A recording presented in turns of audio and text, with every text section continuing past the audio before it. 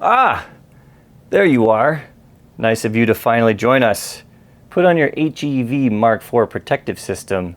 They're waiting for you in the test chamber.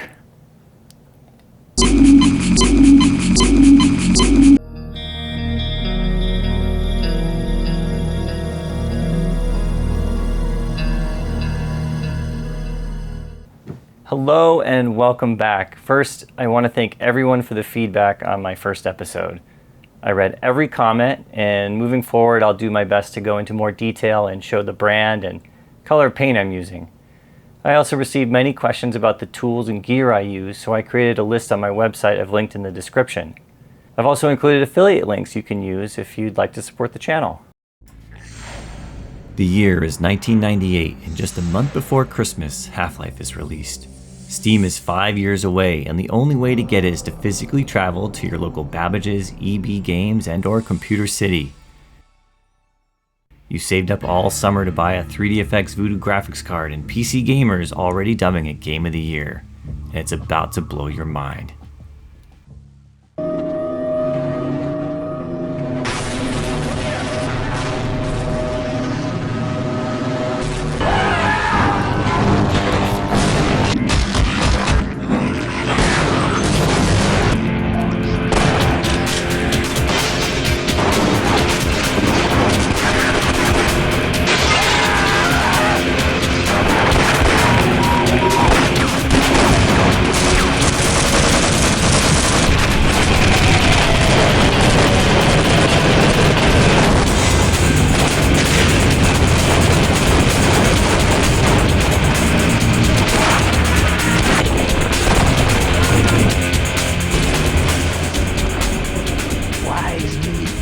Mr. Freeman, I will see you up ahead.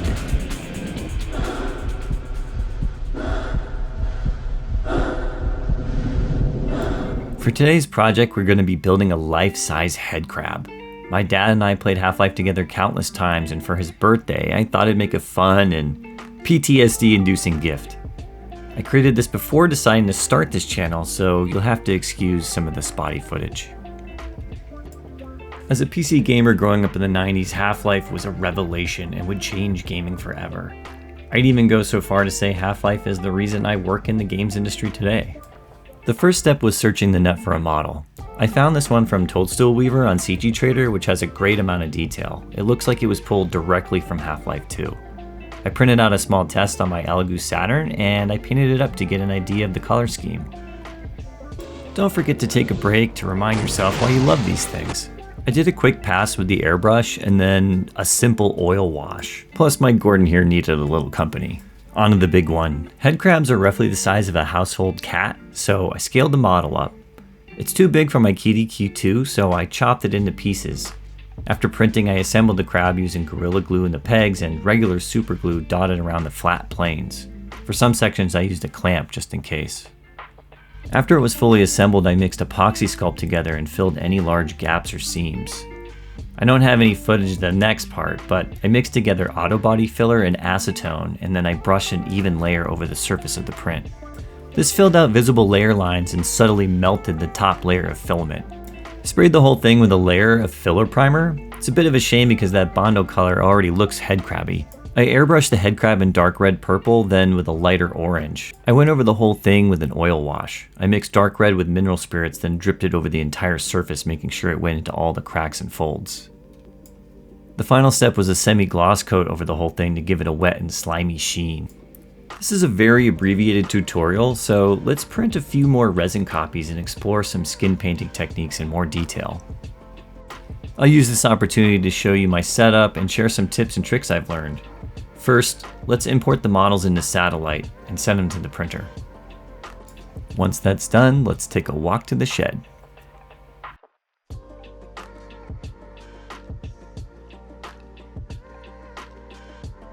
This is where my Halloween decorations live. I believe something smells quite foul here.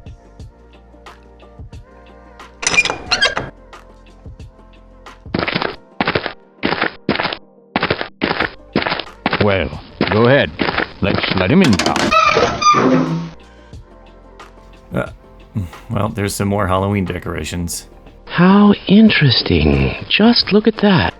I've got my resin printer inside an enclosure with a vent going outside. On this shelf I keep all my supplies, though it's a bit unorganized at the moment. The plan is to add another table, so I've got a dedicated area for the wash and cure station. We're going to use standard space gray resin from Elegoo for this project.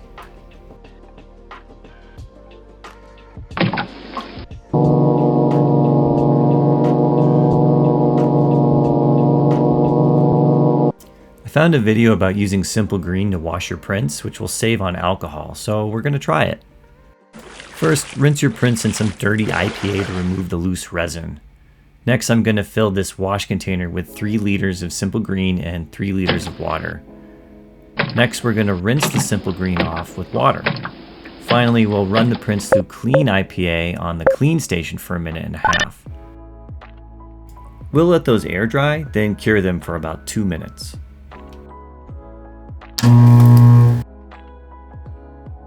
I like using a heat gun to warm up the print and peel off the supports before curing, but I'm going to try something different and warm the print in hot water and see how easy it is to remove the supports.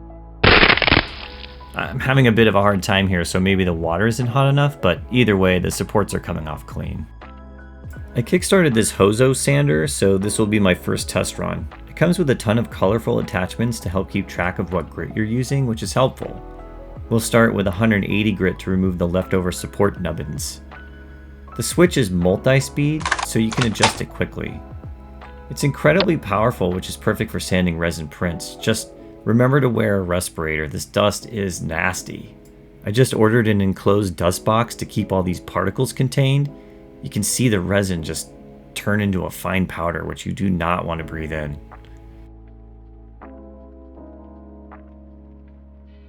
I'm going to use alcohol in a spray bottle to wipe off the dust stuck to the model. This will ensure that the surface is completely clean when it's time to paint. I'm also going to use these metal files to clean up the print in hard to reach and delicate places like the talons and teeth. I'm switching to 800 grit here to grind down the little layer lines that are still visible. You'll notice later on there are some tiny holes on the model. I'll have to do a better job of fixing those imperfections during the processing stage. There's a great technique where you can mix super glue with baby powder to make a great gap filler. That would have been perfect here. Time to prime. My favorite black prime is this acrylic polyurethane from Vallejo. We'll pour a little in the paint cup, then use a pipette to add a few drops of flow. Next, I'll use an old paintbrush to mix the flow and primer directly in the cup to make sure the consistency is even. We'll pull back on the airbrush trigger in small 2 to 3 second bursts. I feel like paint will start to dry in the needle if you let it spray continuously. This is a great opportunity to practice your scratching for your future DJ career. Okay, let's go over my cleaning routine. I really struggled using the airbrush when I first started, so let me save you some grief. First, get yourself a slop bucket, then write slop on it. We're going to pop that open, then grab a tattoo water bottle and blast some H2O in the airbrush cup and rinse it out into the slop bucket. Once all the loose paint has been slopped, leave a little clean water in the cup and grab a makeup sponge. Press that up against the tip of your airbrush and pull back on the trigger. This will reverse the airflow and make some super fun bubbles. This will clear the paint still inside the airbrush back into the cup, which you can now dump into the slop bucket. Repeat the process a few times, then blast some clean water out of the airbrush into your airbrush stand.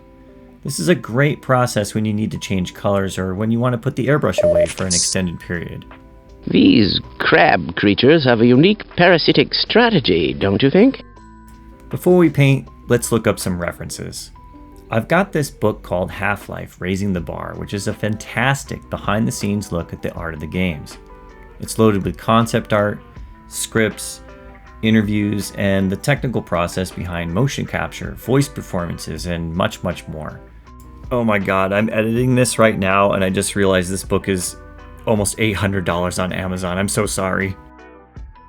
There's also a single picture of a headcrab. They have this mottled, transparent skin on the top where you can see veins and other organic textures and patterns showing through. We're going to try 2 different techniques, one using a PVA glue and another using a super glue. Let's mix up this AK Black Red in my mini vortex. So squeeze some of this in the cup and make sure to spill some. Add some flow with a pipette, then mix the two together with an old paintbrush. Next, give these crabs a nice base coat. This will serve as the base layer which we'll build upon with lighter shades. We'll use a rich mahogany brown and create a smooth transition, making sure to leave that black red showing on the lower parts of the head crabs. We'll continue with medium flesh, again creating a smooth transition from the previous layer. Finally, let's hit the domes with light earth. We want to hit just the very top of the crab so that every shade we used is still visible. For the PVA glue technique, we're going to use Villainy ink, which is enamel-based ink from the Grimdark Compendium. Check out their channel if you want to learn to paint the most amazingly disgusting creatures. The narrator is like a Viking berserker who does arts and crafts when he's not splitting someone's head in half. It's pretty metal. I put a link in the description, please check it out. These are very easy to use. You can dilute these with mineral spirits. Just make sure you have a dedicated brush for this. You don't want to mix your supplies when going between oils and acrylics.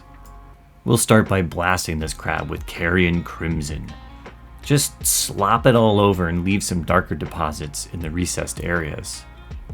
Once that layer is kind of dry, we'll use this makeup sponge dipped in mineral spirits to remove unwanted ink. You don't have to varnish between paint layers. The spirits won't affect the acrylic base coat. You can see the crimson start to make interesting patterns and textures just by manipulating it with mineral spirits. I'm going to use a larger makeup sponge to remove most of the enamel from the top. I want that to be bright and vibrant, like the reference.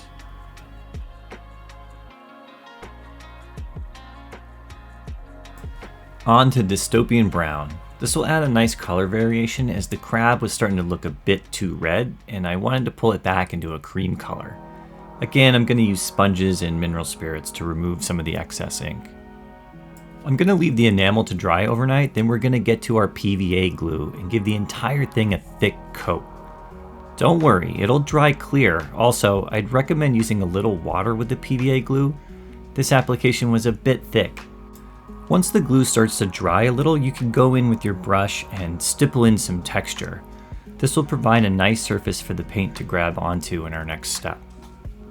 We're going to let this dry overnight as well. Here's the result after a night of drying.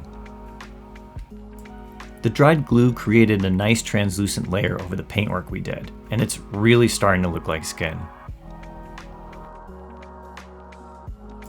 Next, I'm going to mix these two oil paints together and lightly dry brush them over the glue layer. It will add a bit of a diffuse texture. This will serve as a layer between another coat of PVA glue, giving the crab a sickly, translucent skin. I gotta give a shout out to Instagram user PictorKnox. I saw one of their tutorials on how to use this PVA glue trick and I couldn't wait to try it on my own. I'll put a link to their Instagram page in the description. For this final PVA glue layer, I let some of the glue rest between the crab's tentacle things. I'm hoping it's going to create a glob of clear drool we can tint with red to make some cool blood effects. While that dries, let's move on to the super glue version. Let's go ahead and coat that sucker with super glue. Make sure to put your respirator on and work in a well-ventilated area if you can.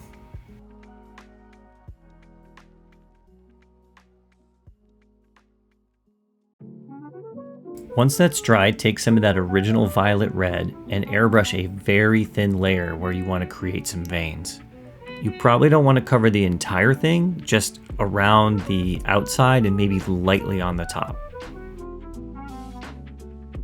Once that's dry, take a little alcohol and a paintbrush and start to manipulate that painted layer by wiggling the brush around in little circles. It's very subtle, but the veins are starting to appear. Try to make randomized shapes across the surface so it doesn't appear uniform. The goal is to get the pigment to kind of collect in uneven ways to create that look of veins beneath the surface of skin. Hey, that looks pretty good. Nice work, Steven. There's a more in-depth tutorial by the Grimdark Compendium that covers advanced techniques, which I will link in the description.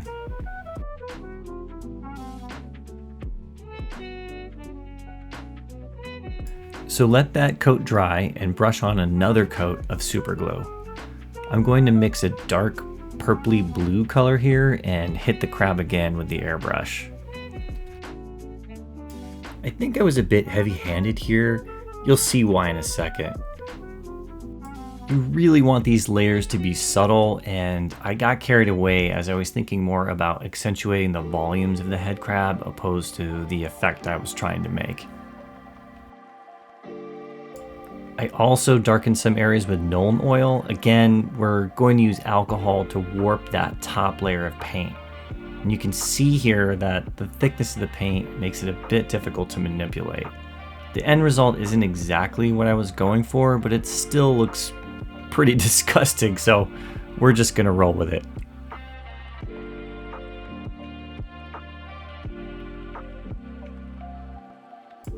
I ended up swabbing off a lot of the paint and it left a pretty bizarre Zen-like texture. Because of the super glue underneath, I could wipe off all the paint and start over, but you know, maybe this will turn into a happy little accident. I'm gonna freestyle here and spray some paint. First up is Gilliman Flesh Contrast Paint. This should knock back some of those super dark veins and add some volume to the shape of the crab. The translucent nature of the contrast paint should really add some interesting color variations and help blend in those darker veins.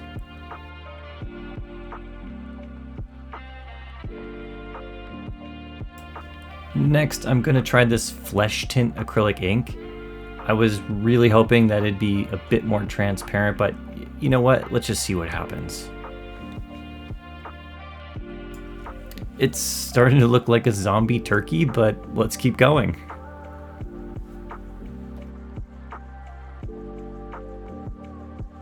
These villainy enamel inks are just awesome, so I'm going to use them again.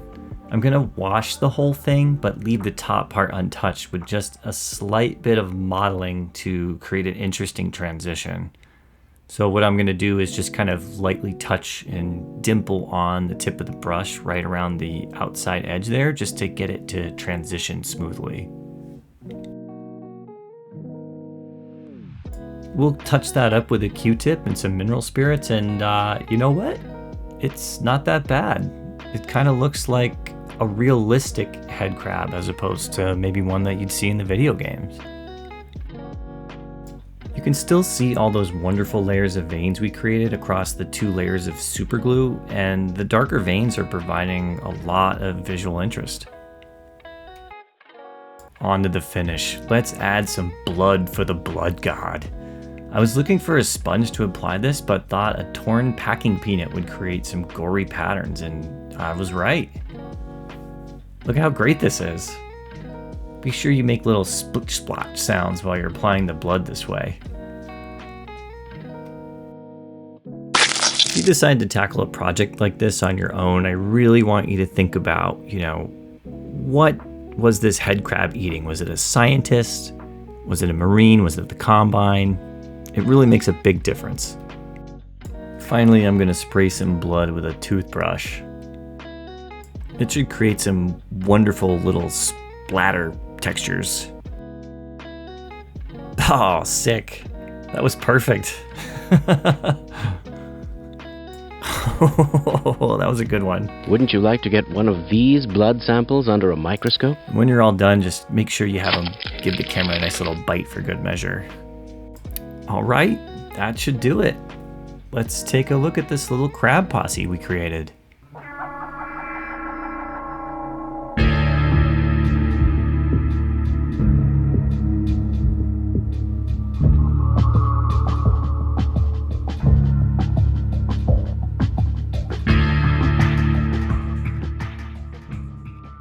Wow, that was just so much fun. I've been meaning to do this for a really long time, and I'm glad that I finally had the opportunity to sit down and try all these really cool painting techniques.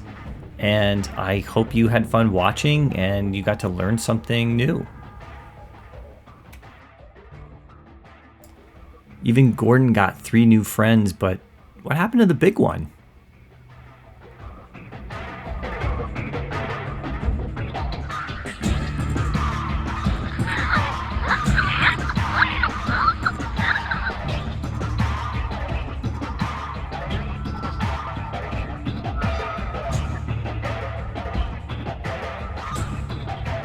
Why, look, another headcrab.